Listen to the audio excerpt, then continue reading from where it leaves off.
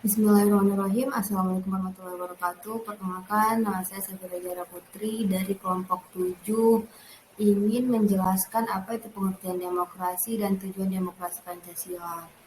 Baik, pengertian demokrasi Pancasila adalah paham demokrasi berdasarkan paham kekeluargaan dan gotong royong yang ditujukan kepada kesejahteraan rakyat. Dasar demokrasi Pancasila adalah kedaulatan rakyat secara yang tercantum dalam pembukaan Undang-Undang Dasar 1945. Pelaksanaannya diatur dalam pasal 1 ayat 2 Undang-Undang 1945 yang berbunyi kedaulatan adalah di tangan rakyat dan dilakukan sepenuhnya oleh Majelis Permusyawaratan Rakyat.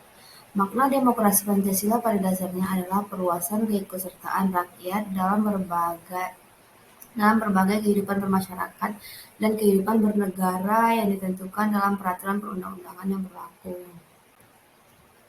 Adapun tujuan demokrasi Pancasila adalah yang pertama, memudahkan pemerintah mengetahui proses pengambilan keputusan dalam menyelesaikan sebuah masalah dengan menggunakan asas-asas demokrasi Pancasila. Yang kedua, agar semua bagian pemerintah di Indonesia berkegiatan sesuai dengan landasan negara ini. Yang ketiga, menjadi jaminan pemerintah negara ini memang benar-benar bertanggung jawab penuh kepada tugasnya dan kepada masyarakat. Yang keempat, menjamin perundang-undangan di negara ini dipatuhi dan dijalankan seperti seharusnya. Yang kelima, menjamin semua warga negara Indonesia turut serta dalam kehidupan bernegara dan mau berpartisipasi dalam pemilu dengan menggunakannya hak suara. Baik, saya Nuriska Tama. Saya akan melanjutkan materi selanjutnya, yaitu mengenai dasar demokrasi Pancasila. Nah, pasal 1 ayat 2 Undang-Undang Dasar 1945 yang berbunyi, kedaulatan berada di tangan rakyat yang dilaksanakan menurut Undang-Undang Dasar. Nah, berdasarkan dari pasal 1 ayat 2 Undang-Undang Dasar 1945, kekuasaan tertinggi dipegang oleh rakyat yang diselenggarakan berdasarkan Undang-Undang Dasar 1945. Nah, apabila tidak ada peraturan yang mengikat kekuasaan yang dipegang oleh rakyat, maka kekacauan akan terjadi dan mengancam persatuan dan kesatuan Indonesia. Selanjutnya itu ada asas-asas demokrasi Pancasila. Nah, apa itu demokrasi Pancasila? Demokrasi Pancasila adalah demokrasi yang merujuk pada sila keempat Pancasila, yaitu demokrasi yang berdasar pada kerakyatan yang dipimpin oleh hikmat kebijaksanaan dalam permusyawaratan perwakilan, yang dijiwai oleh ketuhanan yang Maha Esa, dijiwai oleh kemanusiaan yang adil dan beradab, dijiwai oleh persatuan Indonesia, dan menjiwai keadilan sosial bagi seluruh rakyat Indonesia. Nah, adapun asas-asas tersebut terbagi menjadi dua, ada asas kerakyatan dan asas musyawarah. Nah, maksud dari asas kerakyatan ini adalah agar bangsa Indonesia memiliki kesadaran dasar rasa cinta dan padu dengan rakyat, sehingga dapat mewujudkan cita-cita yang satu. Nah, yang kedua itu asas musyawarah. Maksud dari asas musyawarah ini adalah agar bangsa Indonesia memperhatikan inspirasi dan kehendak seluruh rakyat melalui permusyawaratan untuk mencapai kesepakatan bersama. Nah, di dalam hal ini, musyawarah menjadi media untuk mempersatukan pendapat dengan memberikan pengorbanan dan kasih sayang untuk kebahagiaan rakyat Indonesia. Baiklah, saya Kori Oktariana Anwar akan menjelaskan tentang pelanggaran-pelanggaran yang terjadi di dalam demokrasi Pancasila. Dalam kehidupan berbangsa dan bernegara di Indonesia, ada beberapa hal yang telah kita tegakkan dengan berlandaskan demokrasi Pancasila. Tetapi ada juga terjadinya beberapa pelanggaran demokrasi Pancasila di Indonesia. Yang pertama itu pelanggaran pelaksanaan demokrasi di Indonesia. Indonesia sebagai negara yang menganut sistem demokrasi tidak lepas dari berbagai jenis kasus pelanggaran demokrasi. Sebagaimana dalam 4 contoh pelanggaran pelaksanaan demokrasi di Indonesia dari masa ke masa seperti berikut ini. Yang pertama yaitu money politik. Money politik yaitu selalu menyertai dalam setiap pelaksanaan pemilu. Dengan memanfaatkan masalah ekonomi masyarakat yang cenderung masih rendah, maka dengan mudah masyarakat dapat diperalat. Kemudian politik uang atau politik perut adalah suatu bentuk pemberian atau janji menyuap seseorang. baik supaya orang itu tidak menjalankan haknya untuk memilih maupun supaya ia menjalankan haknya dengan cara tertentu pada saat pemilihan umum. Pembelian bisa dilakukan menggunakan uang atau barang. Politik uang merupakan sebuah bentuk pelanggaran kampanye. Politik uang umumnya dilakukan simpatisan, kader atau bahkan pengurus partai politik menjelang hari H pemilihan umum. Yang kedua bentuk pelanggaran di politik di Indonesia yaitu adanya intimidasi, yaitu perilaku yang akan menyebabkan seseorang pada umumnya akan merasakan takut, takut cedera atau berbahaya.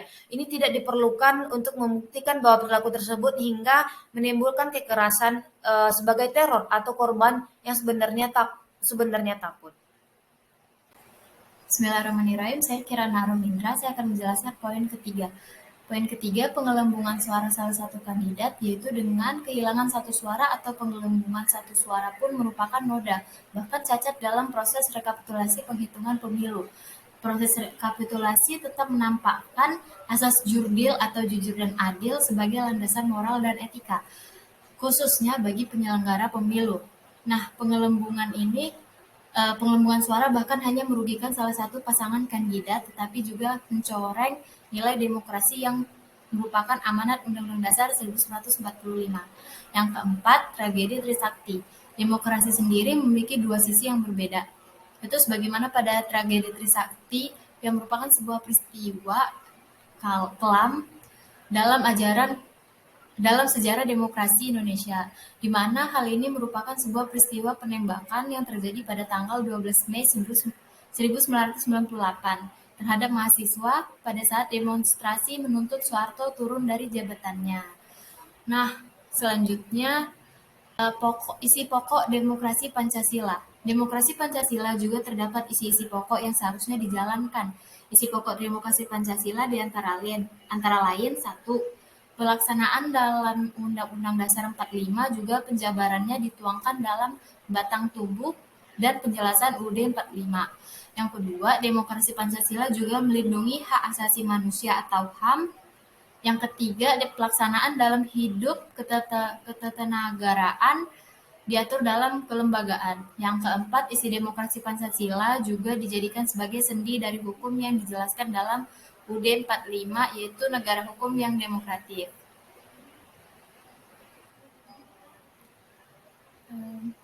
Baik, saya Beliana Rujum Andesia dengan NPM 21082601330.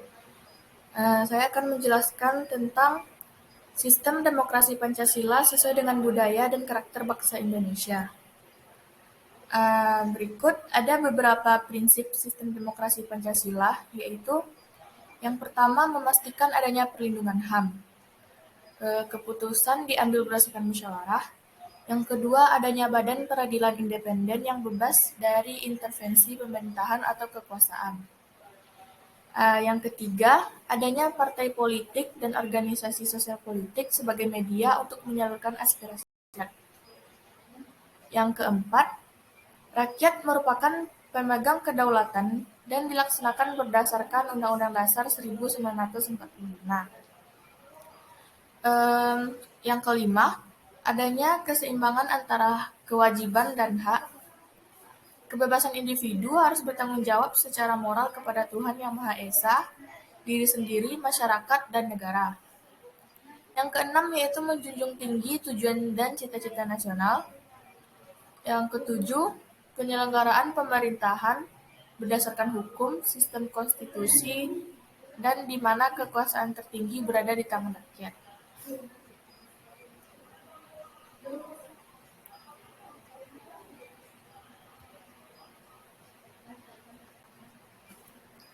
Selanjutnya, norma-norma dalam demokrasi Pancasila ada beberapa norma yang penting yang harus diperhatikan. Yang pertama yaitu keterbukaan, yang berarti adanya saling keterbukaan antara penguasa negara dengan warga negara atau antar golongan dengan warga negara. Yang kedua, keadilan dalam penyelenggaraan keadilan perlu diperhitungkan adanya kesamaan dan perbedaan antar manusia. Prinsip keadilan ini membatasi kekuasaan manusia terhadap manusia mencegah tindakan sewenang-wenang, dan menciptakan ketertiban dan perdamaian. Yang ketiga, kebenaran. Kebenaran adalah kesamaan antara gagasan dan pernyataan dalam kata dan perbuatan antara kepribadian dan pengakuannya.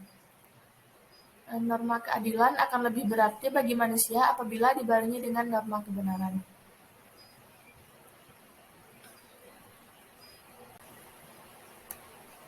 Selanjutnya masuk pada ciri demokrasi Pancasila. Yang pertama ada pemerintah itu dijalankan berdasarkan konstitusi.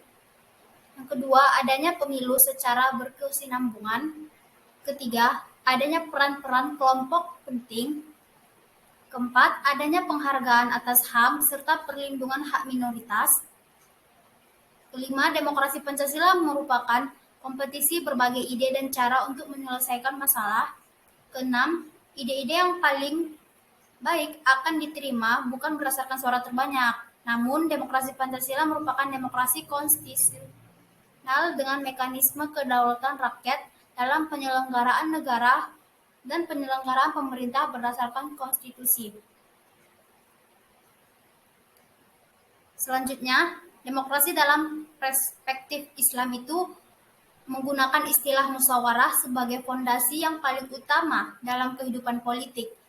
Terdapat dalam surah Al-Asyura ayat 38 menyatakan dengan tegas betapa pentingnya musyawarah, yaitu isinya, dan bagi orang yang mematuhi seruan Tuhannya dan mendirikan sholat, sedang segala perkara mereka itu diselesaikan melalui sistem musyawarah di antara sesama mereka.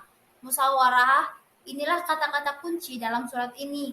Dia menunjukkan cara ideal yang harus ditempuh oleh seseorang yang baik dalam berbagai urusannya, sehingga di satu pihak kiranya ia tidak menjadi terlalu egois, selanjutnya dan di pihak lain ia tidak dengan mudah meninggalkan. Assalamualaikum warahmatullahi wabarakatuh. Perkenalkan, nama saya Andra Putri Ananta Simbolon. Nah, di sini saya akan menjelaskan mengenai demokrasi dalam perspektif Islam. Islam sendiri menggunakan istilah musyawarah sebagai fondasi yang paling utama dalam kehidupan politik. Surat Al-Syura ayat 38 menyatakan dengan tegas betapa pentingnya musyawarah. Dan bagi orang yang mematuhi seruan Tuhannya dan mendirikan sholat, sedang segala perkara mereka diselesaikan melalui sistem musyawarah di antara sama mereka. Musyawarah inilah kata-kata kunci dalam surat ini, yang menunjukkan cara ideal yang harus ditempuh oleh seorang yang baik dalam berbagai urusannya, sehingga di satu pihak kiranya ia tidak menjadi terlalu egois, dan di pihak lain ia tidak dengan mudah meninggalkan. Selanjutnya, demokrasi Pancasila perlu dihidupkan dan dihidupi dengan pikiran terbuka serta hati yang tulus.